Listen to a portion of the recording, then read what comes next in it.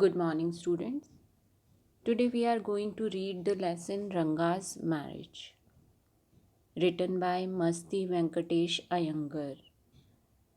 ये जो मस्ती वेंकटेश अयंगर हैं ये एक कन्नड़ ऑथर हैं और जो इनके डिस्क्रिप्शन है काफ़ी इंटरेस्टिंग है।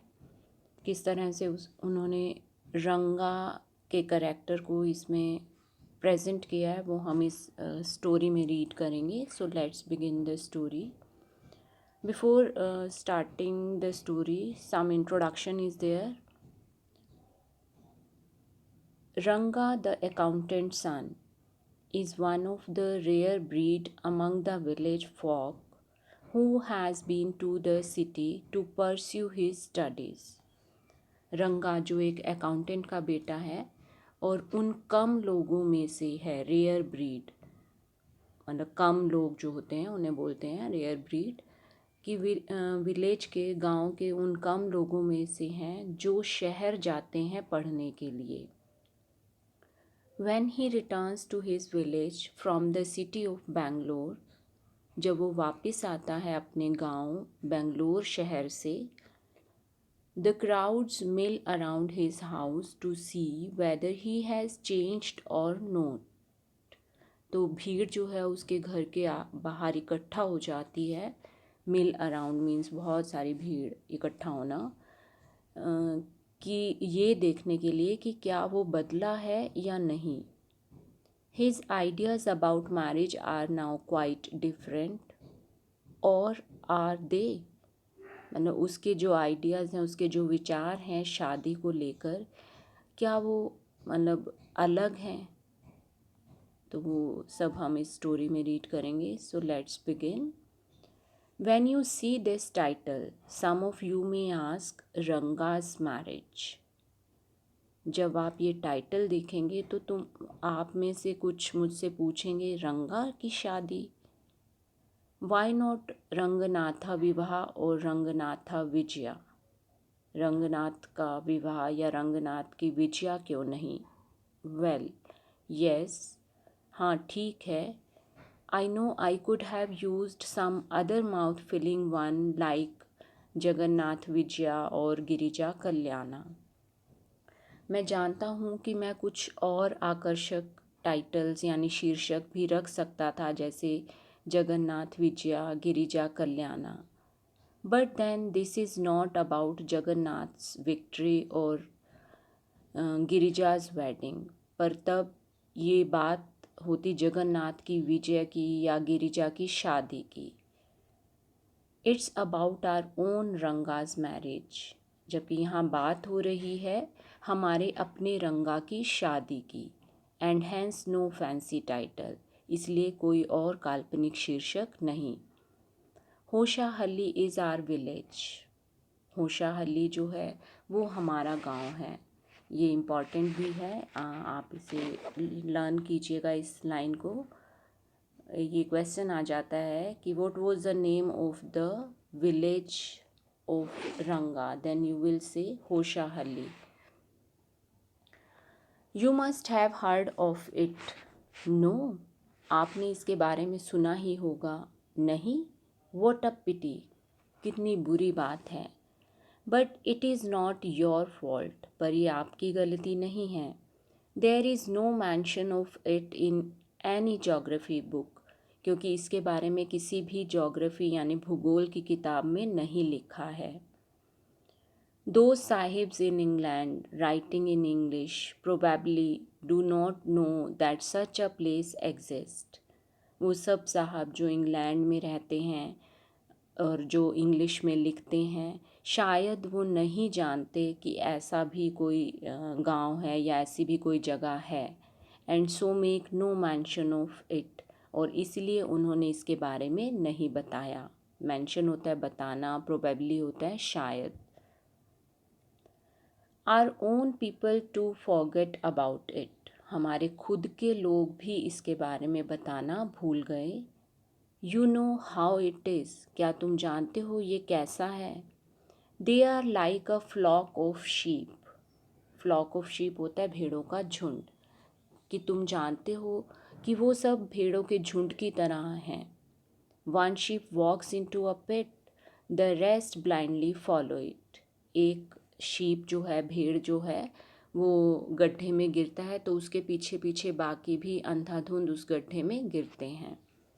When both the sahibs in England and our own geographers have not referred to it, you cannot expect the poor cartographer to remember to put it on the map.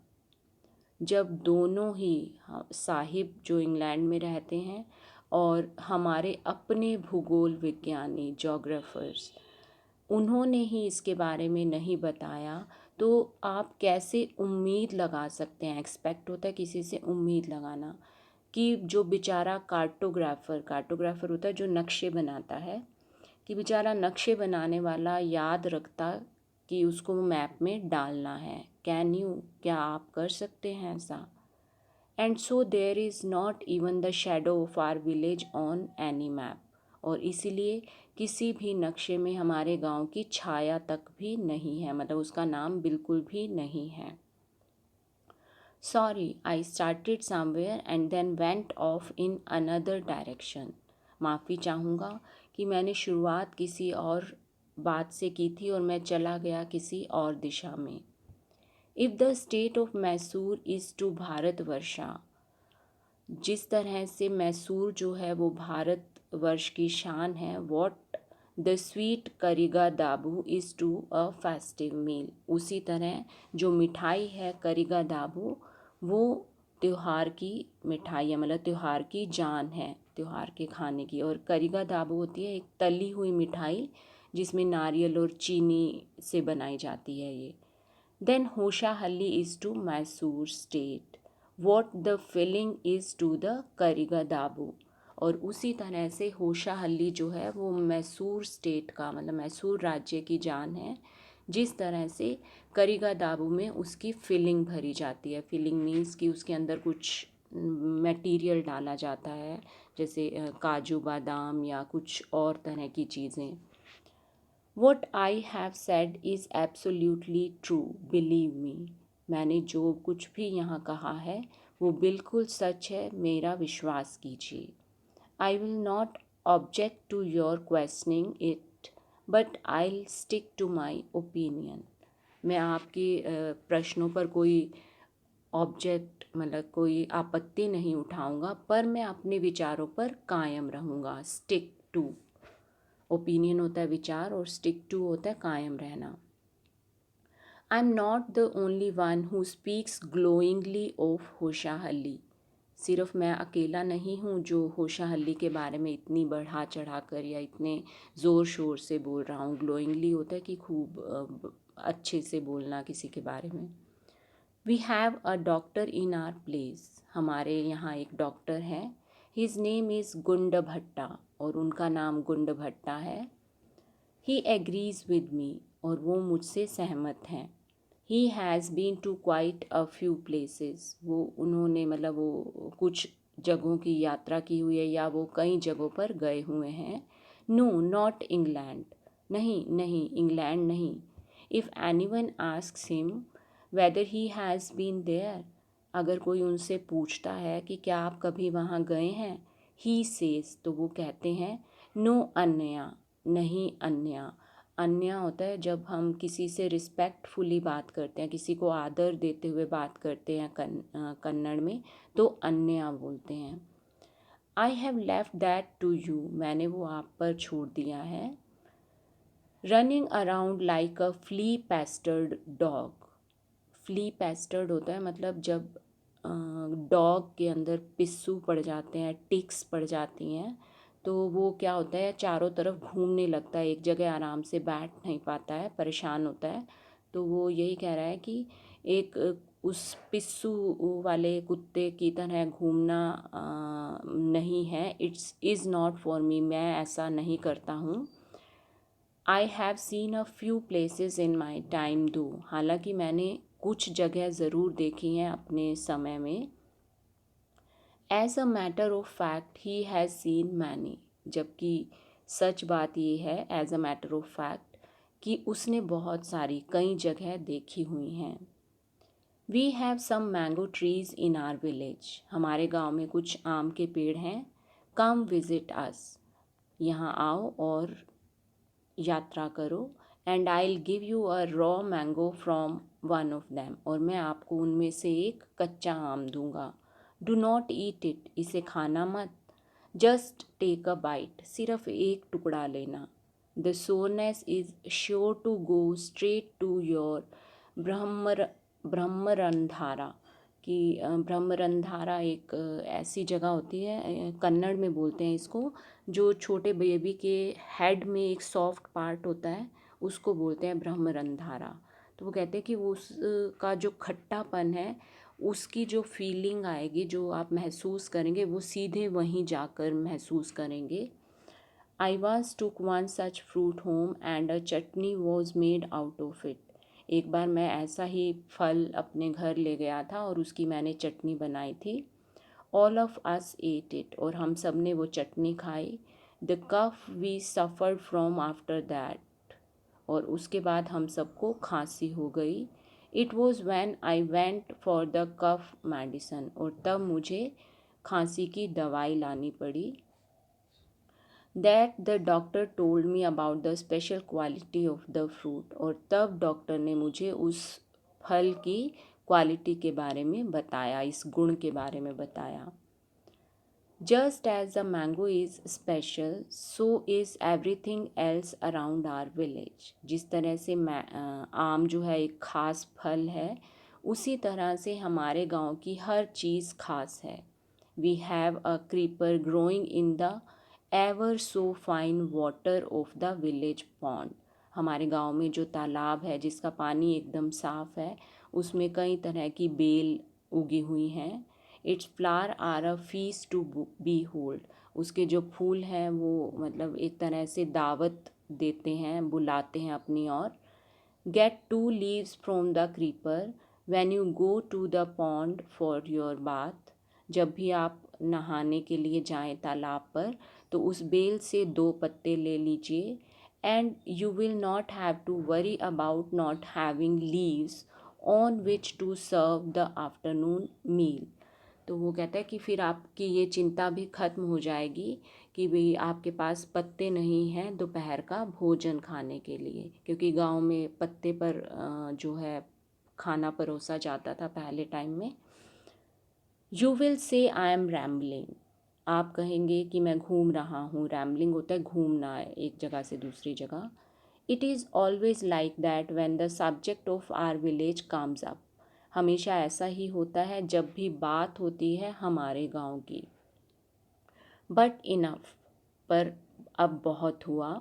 If anyone of you would like to visit us, अगर आप में से कोई भी मतलब हम यात्रा करना चाहता है, घूमना चाहता है, ड्रॉप मी अ लाइन, तो बस मुझे एक लाइन लिख दीजिएगा। I will let you know where Hoshahalli is and what things are like here, मैं आपको तब बता दूंगा कि होशाहल्ली कहाँ है और कौन कौन सी चीज़ें हैं यहाँ पर। The best way of getting to know a place is to visit it, सबसे बढ़िया रास्ता जो है किसी भी जगह के बारे में जानने का, तो वो है कि वहाँ की यात्रा की जाए। डोंट यू एग्री, क्या आप सहमत नहीं हैं? What I am going to tell you is something that happened 10 years ago. अब जो मैं आपको बताने जा रहा हूँ वो घटित हुआ, हैपेंड होता है कुछ घटना, वो घटित हुआ 10 साल पहले। We did not have many people who knew English then. तब हमारे गांव में इतने ज़्यादा लोग नहीं थे जो इंग्लिश जानते थे।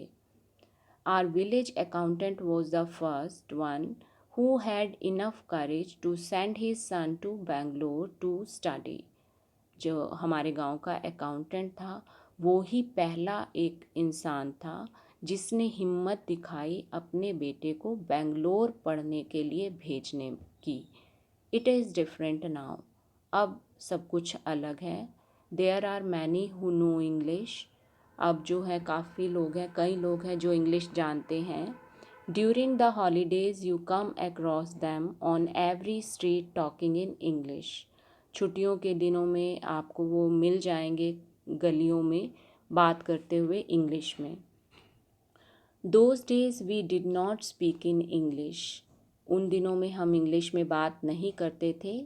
Nor did we bring in English words while talking, और ना ही हम मतलब इंग्लिश के शब्दों का यूज़ करते थे वाइल टॉकिंग इन कन्नड़, जब हम कन्नड़ में बात कर रहे होते थे। What has happened is disgraceful believe me, और जो भी हुआ वो अपमानजनक था, मेरा विश्वास कीजिए। डिसग्रेसफुल होता है अपमानजनक होना। The other day I was in Rama Rao's house when they bought a bundle of firewood.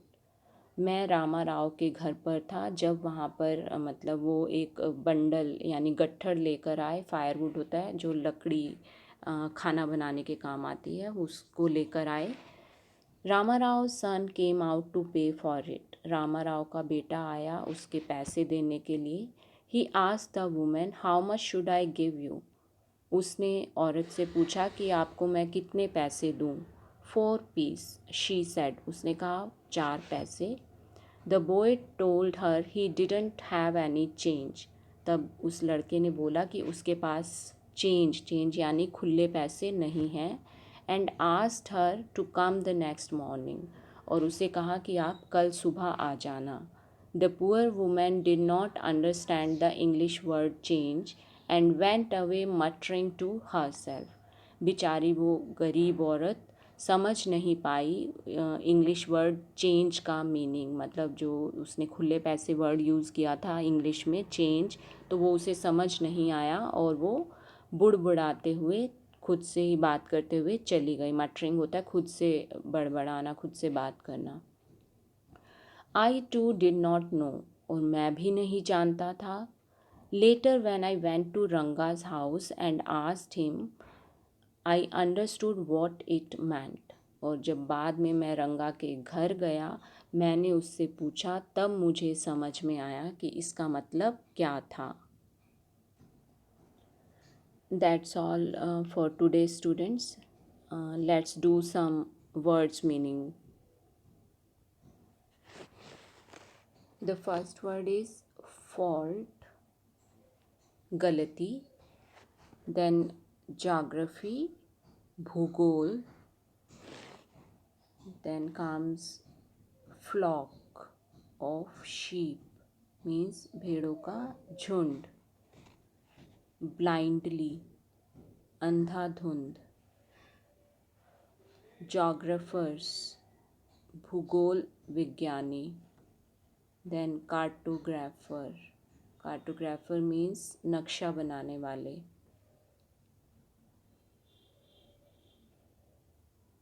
Direction, Disha.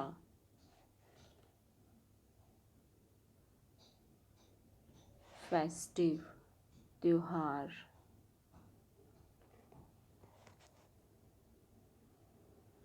Object, आपत्ति। स्टिक टू, कायम रहना, ओपिनियन, मत या विचार। ग्लोइंगली, बढ़ा चढ़ाकर या शान से, ज़ोर शोर से। एग्री, सहमत होना। फ्ली पेस्टर्ड डॉग, मीन्स वो डॉग जिसमें पिस्सू पड़ जाते हैं। Then comes matter of fact, वास्तव में, सच में। रॉ, कच्चा। बाइट, खाने का टुकड़ा। सोरनेस, खट्टापन।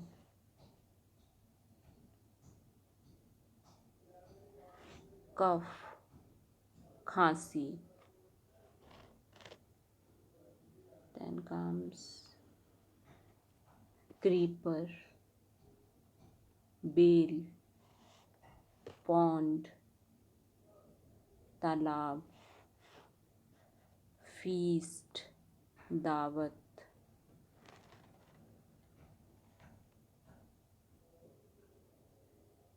मील भोजन, रैम्बलिंग घूमना,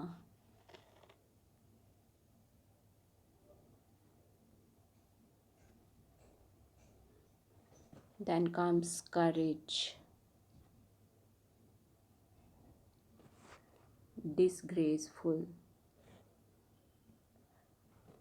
ये जो वर्ड है करेज, करेज मीन्स हिम्मत, डिसग्रेसफुल मीन्स अपमानजनक, बिलीव मीन्स विश्वास करना, बंडल यानी गट्ठर, बॉट बाय से बना है ये लाना, उसके बाद है मटरिंग बड़बड़ाना। तो ये सभी words meaning students you do in your notebook, इन लिख लेना और लर्न कर लेना। Next part will do in next video. Take care, stay home, stay safe.